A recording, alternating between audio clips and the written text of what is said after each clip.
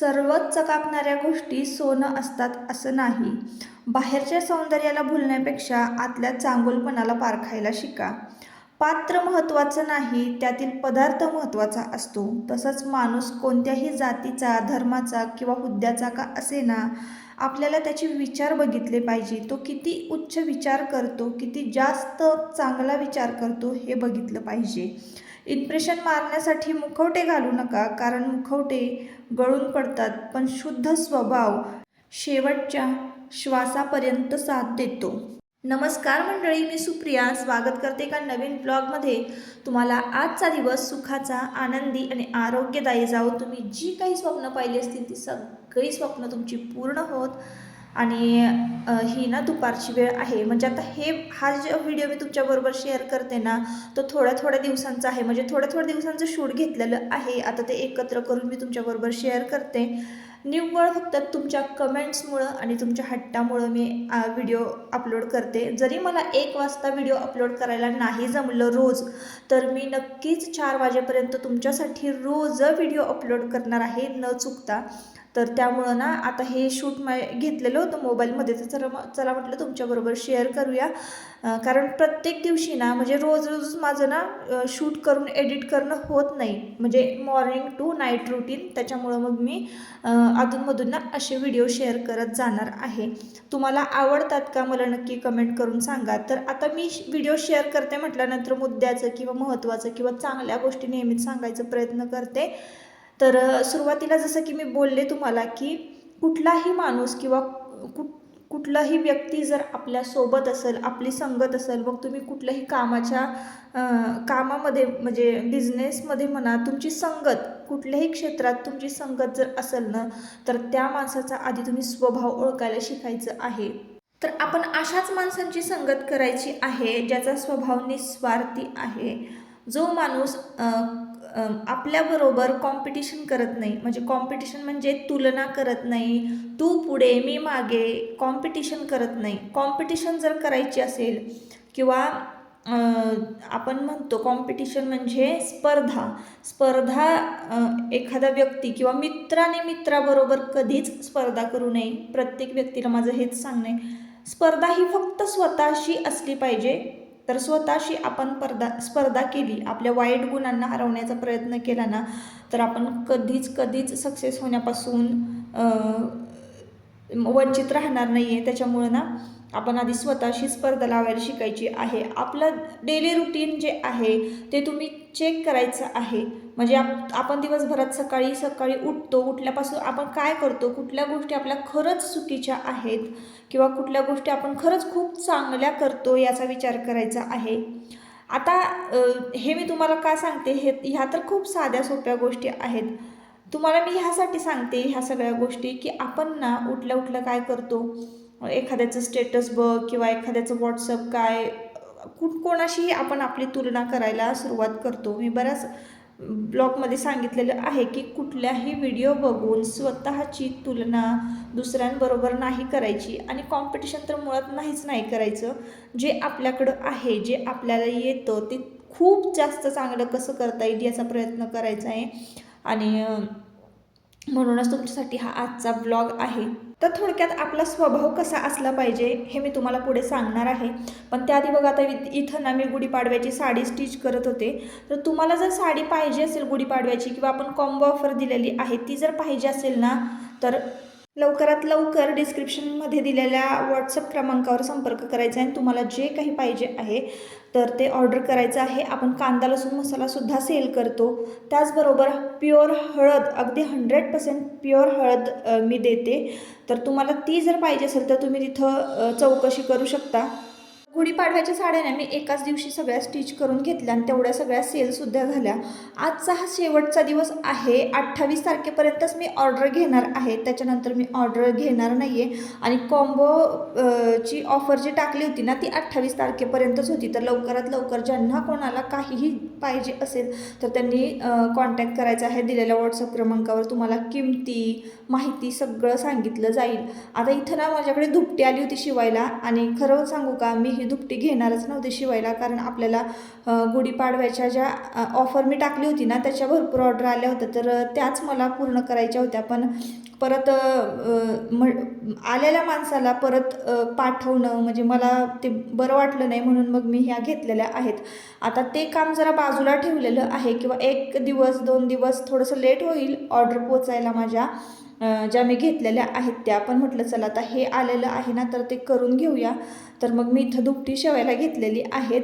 आणि इतकी छान बेडशीट होतं ना कॉटनचं, तर ते डबल टिबल करून इतकी सुंदर दुपटी शिवलेली होती मी. पण झालं असं की पुढच्या कस्टमरला ना लवकरात लवकर ती पाहिजे होती, अगदी 2 दिवसात 3 दिवसात. आणि मी शिवल्यानंतर ना फोटो काढायचं किंवा तुमच्याबरोबर शेअर करायचंच विसरले. आणि इतकं सुंदर दुपटी तयार झाली होती ना ती, त्याला गोटपट्टी वगैरे एकदम मस्त मारली होती, खूप छान तयार झाली होती. त्याच्यानंतर की नाही मी ना दुपारच्या वेळेला खाली आले. आता झालं असं की आमच्याकडं नाही घराच्या पाठीमागं ओढा आहे, आणि तिथं ना भरपूर असं गवत कागद हे सगळं अशी घाण कचरा येऊन बसलेले असते. आणि दरवर्षी होळी पौर्णिमेला ना मी घराच्या आजूबाजूचा जो एरिया आहे तो स्वच्छ करते, कारण होळी पौर्णिमेपर्यंत बरंचसं गवत जे आहे ना ते वाळून जातं. पावसाळ्यात खूप सारं गवत इथं उगवतं, इतकी मोठीच्या मोठी झुडपं होतात ना, आणि मग ती कुऱ्हाडीनेच तोडावी लागतात, कुऱ्हाडीनेच ओढावी लागतात. ही सगळी घाण आहे ना स्वच्छ करायला मला ना जवळजवळ 3 ते 4 तास लागले. अगदी ते 10-15 मिनटात मी तुम्हाला दाखवलं, पण 3-4 तास मला इकडचं गवत काड्या हे सगळं काढायला लागलं होतं. आणि संपूर्ण घरापाठीमागचा जो एरिया आहे तो स्वच्छ केला.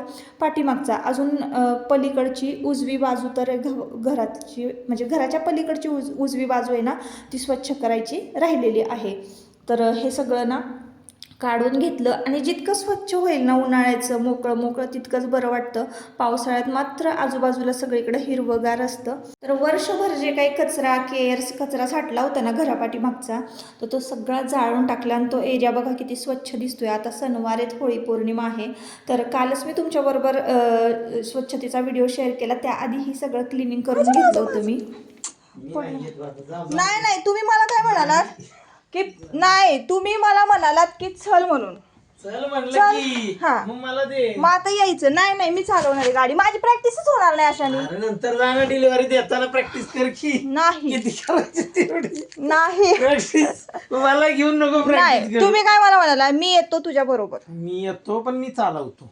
मी येतो मग माझ्या बरोबर या. तुझ्या येतो की मग पण मी चालवतो. नाही, मी चावी दे, चालवणार. चावी दे. माझ्या मला कपडे पाठीमागं घालायला बसायचं. उशीर नको. तू उद्या जा. तुम्ही कशाला उद्या येतो तुम्ही तुझ्या उशीर मागे करू बसून. नका, मला तांडव घालायला लावू नका. तांडव घाल नाही तर मांडव घाल. नको. एकदा तर तुम्हाला बसायच लागत. अगे एकदा बसतो की उद्या. मी काय बस म्हणते, संध्याकाळी. मी तुझ्या नवऱ्याने तुझा ऍक्सिडेंट बघितला. नाही बघितलंय, ते चुकून झालेलं. चुकून काय नाही. हे बघा मी नीट नेते, गरज असेल तेव्हा माझ्या पाठीमागं बसता. तुम्ही सांगा. नाही. तुम्ही सांगा. काय कोण सांगू शकत नाही, मध्ये त्यांनी बघितली. म्हणजे आपण कसं करतो की एकदा बोलून गेलेलो परत ते बोलता येत नाही. तसंच ऍक्सिडेंट ऍक्सिडेंट मध्ये नो एक्सक्यूज. एवढा पण काय करत नाही मी तुम्हाला. पडलंय ह्याच एकदा माणूस पडल्यावर भरपूर राहिले. नाही. मी पडून गुडघे फोडून मी काय करू. एकदा माणूस पडलं की ते काय सारखंच पडतं का? नाही पडत. येताना घेत. तुम्ही काय मला म्हणालात की मी तुझ्या बरोबर येतो. येताना घे. मी काय म्हटलं, येताना चला बसतो. चला तुमच्या बरोबरच आज मी तुम्हाला नेणारच. आणि तिथं येताना बसतो गाडीवर, जाताना मी घेतो. नाही. घाई आपल्याला. इकडे. मी पडदिशीच नेते तुम्हाला. नको. तू काय नको. माझं नाही. अग्रीमेंट आहे उद्या. मला नाही टाइम नाहीये. मला जरा वर्कआउट करून दे. बघा मला माझा पारा चढवू नका. अरे तुझा पारा चढून मला काय करते काय. मला मग माझी पण काम आहेत. माझी पण काम आहेत. मला घरी येऊन आहे ना, तुम्हाला तर तेवढंच करायचंय, खरेदी करून मला आणून सोडायचंय, मला ते पुढं तयार करायचंय. त्यामुळे पटकन चला. आता घाई आहे. नंतर जेव्हा निवांत जायचंय ना तेव्हा जाऊया. नाही मग तुम्ही का नाही दिली मला वाकेश्वरला चालवायला? प्रत्येक वेळेस तुम्हाला घाई असती. ठीक आहे, नाही काय उद्या. उद्या तुम्ही येणारच नाही माझ्या बरोबर. चला तुम्ही पाठीमागं बसायचे आणि चालवाय, मी चालवणार आहे. माफ कर मला बायको. तुम्ही शांतपणा करू नका. मला माझं झाडच मला नाही. तुझ्या मागे बसायचं. तुमच्या तर कारण मला माहितीये जाऊ दे. घाई मध्ये ऍक्सिडेंट होतो. तू चावी मी दे, नाही ऐक ना, देणार, नाही उद्या देणार. येतो 100% बसतो नाही पाठीमागं. बसतो आता काय गडबड आहे ना आपल्याला. अगं दे लगेच येऊ. मी चालवणार आहे बघा तुम्ही. रस्त्यात पण तुम्ही कुठं लावच स्टँडला गाडी, मी एकटी चालू तुम्हाला तिथं सोडते का नाही बघा. गडबडीची कामाला असं. तर मंडळी झालं असं की आता साफसफाई झाल्यानंतर ना मार्केटमध्ये जाऊन काही साहित्य घेऊन यायचं होतं मला. पण बघा तुमचे दादा मला अजिबात गाडी चालवायला देत नाही आणि मी जर चालवायचं म्हटलं की मला एकटीलाच जा म्हणतात, पाठीमागं माझ्या बसतच नाही, ती येतच नाही माझ्याबरोबर. असं आहे, म्हणून मग ही आमची भांडणं चालू होती. तर असं म्हटलं एक दिवस तुमच्याबरोबर आमची भांडणसुद्धा शेअर करावं. तर इथं ना आयुषनं बघा मस्तपैकी ना बनाना मिल्कशेक बनवलेलं आहे. आता काही जणांच्या कमेंट्स येतील की तो शर्ट घालत नाही, कपडे घालत नाही, उघडाच असतो. तर आता तुम्हाला माहिती आहे की आयुष पहिलवानकी करतो आणि त्याला ना इतकं गरम होतं ना, तर त्यामुळं तो कपडे घालतच नाही. जर कोणी आले अचानक पाहुणे तरच तो पटकन कपडे घालतो असं आहे. तर त्यानं मस्त असा बनाना मिल्कशेक केला. त्या मिल्कशेकमध्ये काय काय घातलं ते मी तुमच्याबरोबर शेअर केलं, याचा शॉर्ट व्हिडिओसुद्धा शेअर केलेला आहे. तर वेलची घातले, 4 काजू घातलेत, केळी, दूध आहे आणि हे सगळं मिक्स केलं आणि मस्त असा बनाना मिल्कशेक केलेला आहे. काही जणांच्या कमेंट आल्या होती की ताई उन्हाळा रेसिपीसुद्धा शेअर करा. तर बटाटे बघा उकडून ठेवलेले होते आणि बटाट्याचा खीस आमचा झालेला आहे. बटाट्याचा खीस केला आणि त्याच्या व्यतिरिक्त मग दुसरं काहीच नाही केलं. अजून केलं तर मी नक्कीच तुमच्याबरोबर शेअर करेन. तर त्याचं मी काही शूट घेतलं नाही किंवा रेसिपी पण तुमच्याबरोबर शेअर नाही केली. तर कसं होतं मला माझे पिरियड्स चालू होते ना, तेव्हा सासूबाईंनी ही रेसिपी केली. मी पण आता त्यांच्याजवळ मोबाईल घेऊन शूट करत म्हणजे कसं करणार ना, म्हणून तुमच्याबरोबर मी ही रेसिपी शेअर करू नाही शकले. तर आता इथून पुढं करेनच जर समजा काय केलं तर मी. तर मस्तपैकी असा मिल्कशेक तयार झालेला आहे आणि हा मिल्कशेक ना म्हणजे बनाना मिल्कशेक तर थंड करणार थोडासा तो आणि पिणार आहे. तर असं आहे तालमीतलं जे रुटीन आहे किंवा दूध, तूप, केळी हेच पैलवान लोकांना खायला लागतं. तुम्हाला माहिती आहे चिकन वगैरे, मटण नाही खात कारण मटणामध्ये कोलेस्ट्रॉल असतं. आणि जास्त मी काय हा व्हिडिओ एडिट केलेला नाही आहे. चला म्हटलं त्याच्याबरोबर त्यानं त्याच्या लहान भावालासुद्धा खायला दिलेला आहे आणि थोडंसं घट्ट झालं ना तर ते शिकरणासारखं लागत होतं, म्हणून मग थोडंसं त्यांनी वरून दूध मिक्स केलेलं आहे. तर पण थोडंसं जरा टेस्ट वेगळीच येत होती, वेलची आणि काजू असल्यामुळं त्यामध्ये. तर तुम्ही कधीतरी असा मिल्कशेक करून बघा, कसा लागतोय मला नक्की कमेंट करून सांगा. तुम्ही हाताने बघा. दादाने केलंय.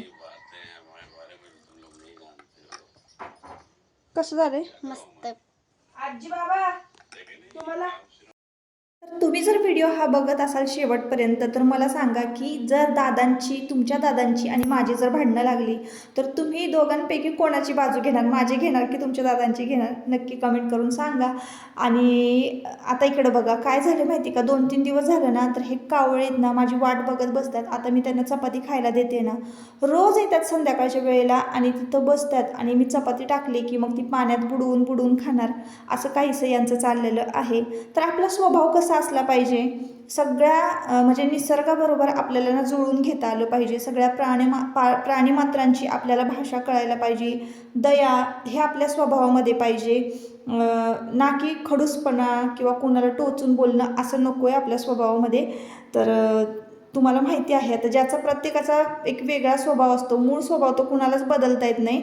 तो जर आपण स्वतः बदलला ना, आपण स्वतःमध्ये सुधारणा केली ना तरच तो बदलू शकतो. नाही तर जगातला कुठलाच व्यक्ती काय देवसुद्धा आपला स्वभाव नाही बदलू शकत. तर असो, आता आजच्या ब्लॉगचा ना शेवट मी इथंच करते. परत आपण पुन्हा भेटूया नवीन एका ब्लॉगमध्ये. तोपर्यंत स्वतःची काळजी घ्या आणि मजेत राहा.